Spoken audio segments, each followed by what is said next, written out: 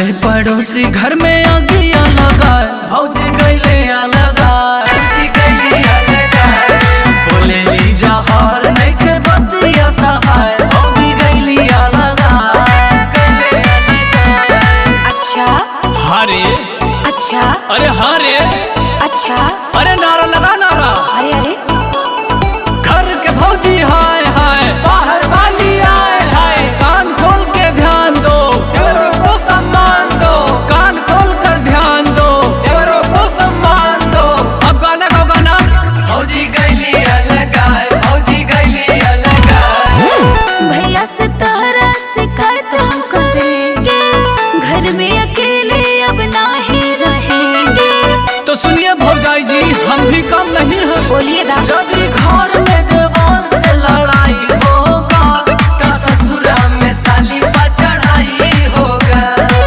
ऐसन रहान रही जइबा कुटाए, ऐसे ना चल बोरे, गोंडो गोल हमें गोंडो गोल। भौजी गईली लगाए, भौजी गईली लगाए।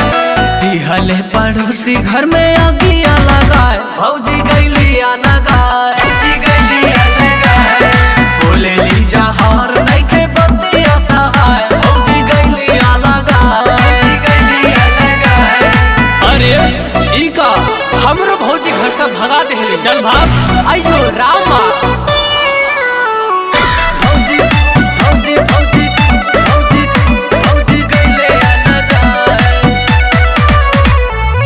घर में रहाए देवर हमरा नियम से, नाता शिकायत कर भैया सियाम से।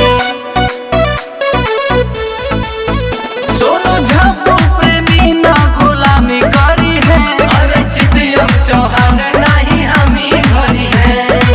बोल बजे बेसी देहब हाजिरी लगाए, हम ना बोली ले, बाकी हमारा गुस्सा आवेला। सही में भौजी गईली लगाए, भौजी गईली लगाए। दिहले पड़ोसी घर में आगिया लगाए, भौजी गईली लगाए। बोले ली जहर